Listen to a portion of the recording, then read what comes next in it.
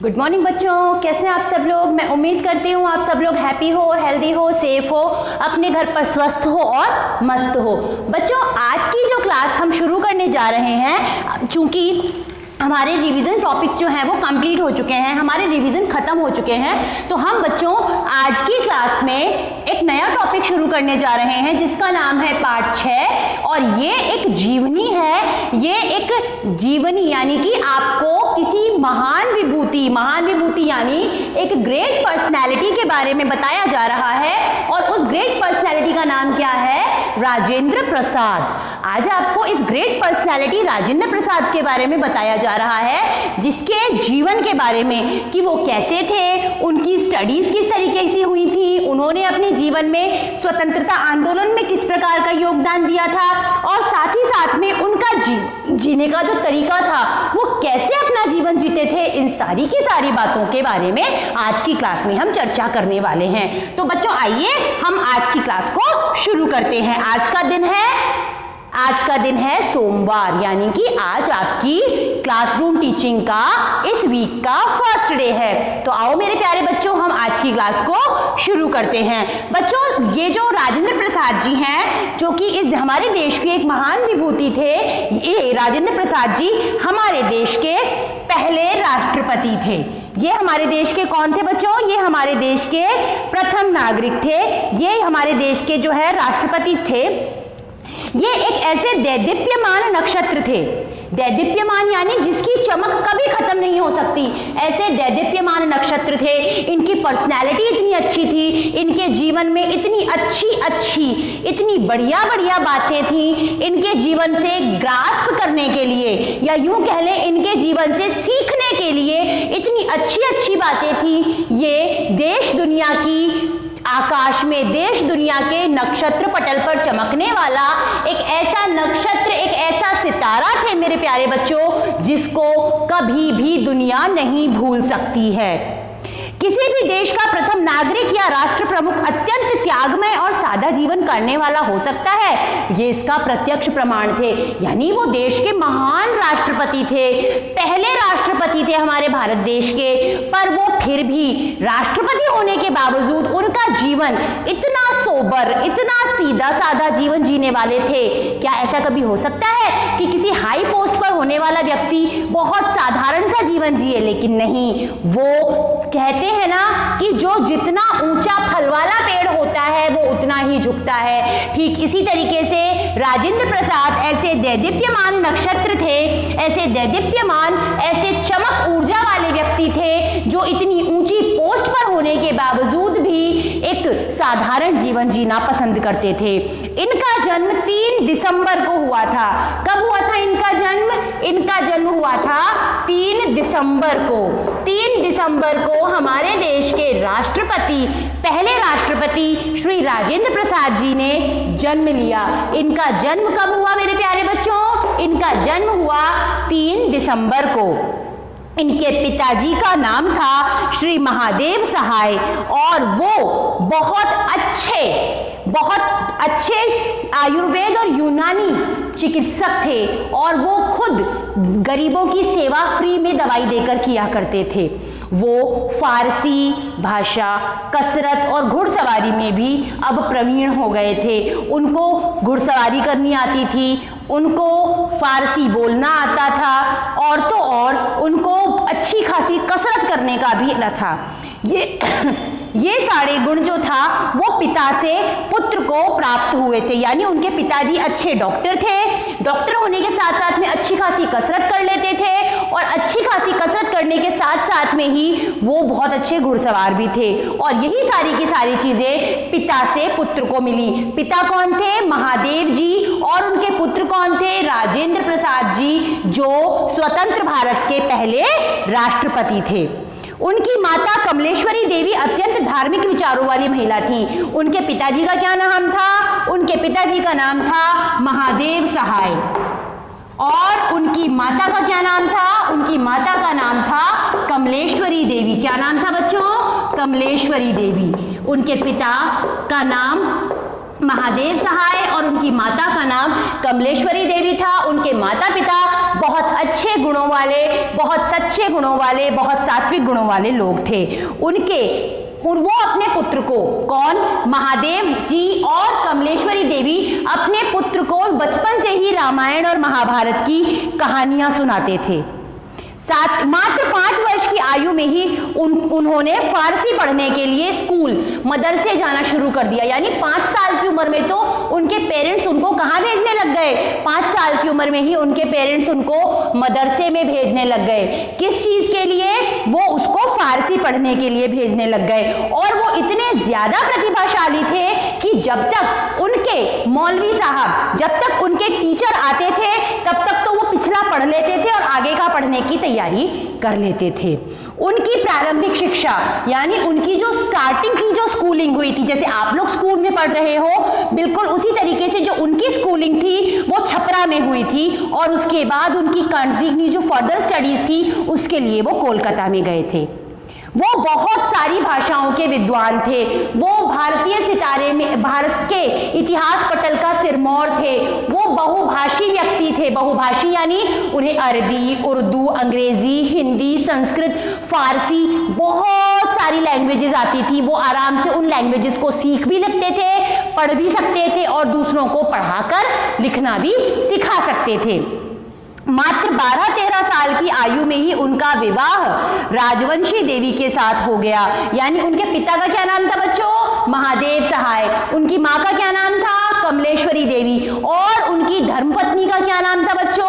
राजेश्वरी देवी, जिनके साथ उनकी शादी मात्र 12 या 13 साल में ही हो गई थी। लेकिन यह विवाह इस अटल साधक के विद्यार्जन में कभी बाधक नहीं बना। ये जो शादी हुई उनकी इस शादी के बाद भी उन्होंने अपनी स्टडीज को कंटिन्यू रखा। राजेंद्र बाबू के जीवन पर उनके बड़े भाई महेंद्र प्रसाद का विशेष प्रभाव पड़ा। यानी जैसे कहते हैं ना, हर किसी की लाइफ में कोई ना कोई आइडियल होता है, तो ठीक इसी तरीके से बच्चों राजेंद्र प्रसाद जी की जिंदगी में भी आइडल कौन था? उनके बड़े भाई, जिनका नाम क्या था? महेंद्र प्रसाद। वो राजेंद्र बाबू ने अपनी वृत्ति की शुरुआत एक वकील के रूप में की। उन्होंने ही उनके मन में देश प्रेम की लौ जगाई।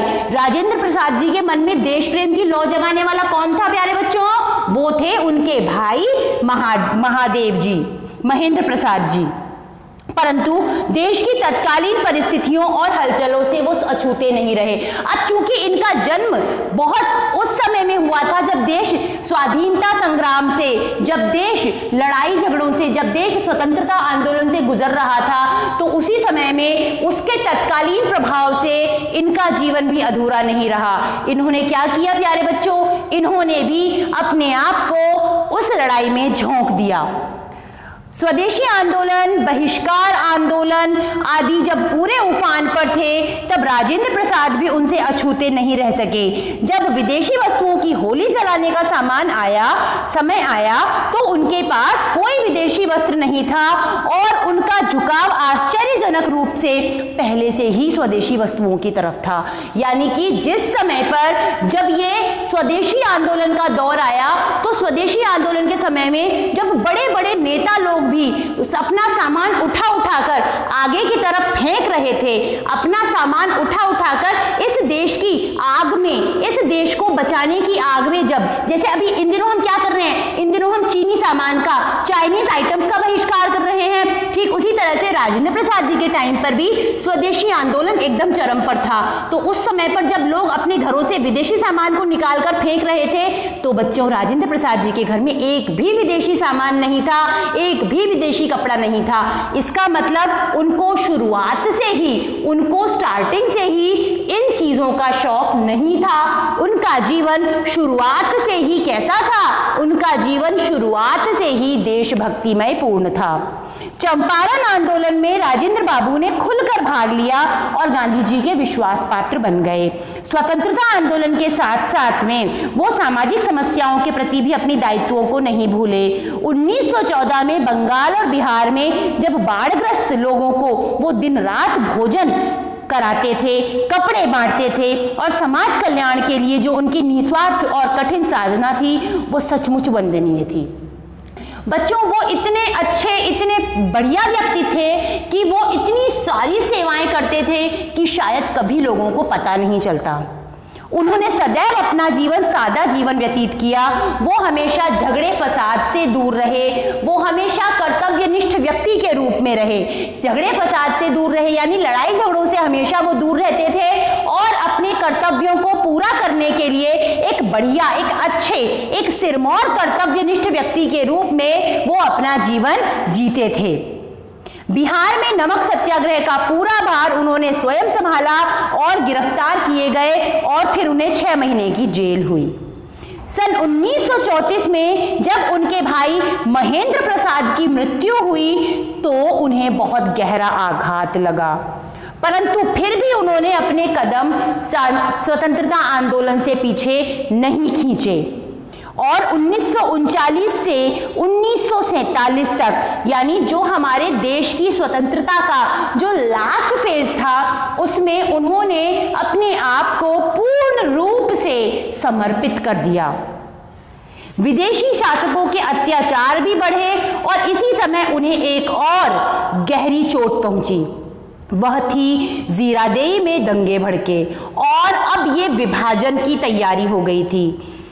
उनका जन्म स्थान कभी हिंदू मुस्लिम सौहार्द का, हिंदू मुस्लिम प्रेम का प्रतीक था, लेकिन वहां पर भी दोनों समुदाय जहां एक साथ इकट्ठा होकर के दिए जलाते थे दिवाली पर और ताजिए निकालते थे मुहर्रम पर, आज वो दोनों ही समुदाय आपस में लड़ने लग गए थे और ये सारी चीजें देखकर उनका मन बहुत व्यथित हो रहा था।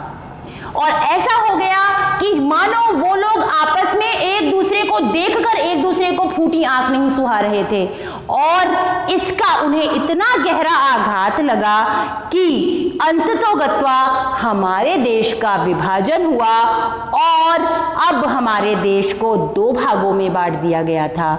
एक था भारत और दूसरा था पाकिस्तान। परंतु फिर भी इतनी सारी नेगेटिविटी के बावजूद हमारे देश को स्वतंत्रता कब मिली थी प्यारे बच्चों? 15 अगस्त 1947 को। और उससे पहले ही 1 वर्ष पहले ही हमारे देश की एक संविधान समिति गठित हो गई थी जिसके अध्यक्ष पद का दायित्व उन्हें सौंपा गया था। और जब 1950 में हमारे देश का संविधान लागू हुआ तो उन्हें सर्वसम्मति से हमारे देश का प्रथम व्यक्ति यानी देश का प्रथम राष्ट्रपति चुना गया। उनके इस महान चरित्र की जो पराकाष्ठा थी वो ये थी कि वो इतने बड़े पद पर होते हुए भी सिर्फ एक कमरे में रहते थे, अपनी पत्नी के हाथ का बना भोजन ग्रहण करते थे और मात्र 2 जोड़ी वस्त्रों में अपना जीवन जीते थे। यानी इतने ऊंचे पद पर बैठने वाला व्यक्ति जो है वो भी इतना महान कार्य कर सकता है, शायद किसी ने सोचा भी नहीं। सन 1962 में उन्हें भारत रत्न से सम्मानित किया गया। यानी कि बहुत सारे पुरस्कार तो उन्हें मिले ही मिले, लेकिन उन्हें इस महान व्यक्तित्व को जो सबसे मेन पुरस्कार मिला था वो था भारत रत्न, जो कि भारत का एक महान पुरस्कार, एक भारत का एक बहुत अच्छा प्रतिष्ठित पुरस्कार माना जाता है। वो ऐसे व्यक्ति थे जो 2 बार राष्ट्रपति चुने गए और वो भी सर्वसम्मति से। साथ ही साथ में बच्चों मैं आपको ये भी बताना चाहूंगी कि वो एक ऐसे व्यक्ति थे जिसकी कमी आज भी हमारे देश को खलती है और 28 फरवरी सन 1963 को उनकी इहलीला समाप्त हो गई, यानी कि उनकी मृत्यु हो गई। तो बच्चों देखिए, महादेव जो एक इतनी महान विभूति डॉक्टर राजेंद्र प्रसाद जो हैं, जो कि हमारे देश के प्रथम राष्ट्रपति थे और एक बार नहीं बल्कि 2 बार वो राष्ट्रपति चुने गए, एक ऐसे महान व्यक्तित्व को हम आज भी याद करते हैं। क्यों? क्योंकि उनके जो कार्य थे, उनके जो कार्य करने का जो तरीका था वो इतना महान, इतना बढ़िया और इतना अच्छा था कि शायद उससे ना तो कभी आपको और ना कभी मुझे बल्कि पूरे देश को नई नई बातें, नई नई जिज्ञासापूर्ण चीजें सीखने को मिल सकती थी। हम आज भी उनके जीवन से कुछ सीख सकते हैं, जिसमें सबसे पहला मंत्र है सादा जीवन उच्च विचार। वो इतने महान पद पर होते हुए, राष्ट्रपति पद पर होते हुए भी सिर्फ 2 जोड़ी कपड़े, 1 कमरे और अपनी पत्नी के हाथ का बना भोजन करते थे। तो बच्चों, हमें भी उनके जीवन से सीखना चाहिए। सत्य, अहिंसा, भाईचारे की भावना अपने मन में हमेशा जागृत रखनी चाहिए। तो बच्चों, आज मैंने आपको पाठ 6 महान विभूति राजेंद्र प्रसाद जी के बारे में बताया, पढ़ाया। मैं उम्मीद करती हूँ आपको आज की क्लास में पढ़ाया हुआ जो ये टॉपिक है ये समझ में आया होगा। तो बच्चों, आज की क्लास के लिए बस इतना ही। स्वस्थ रहिए, मस्त रहिए, अपने घर पर सम्मान दीजिए और सम्मान लीजिए। Thank you and have a nice day. Thank you बच्चों।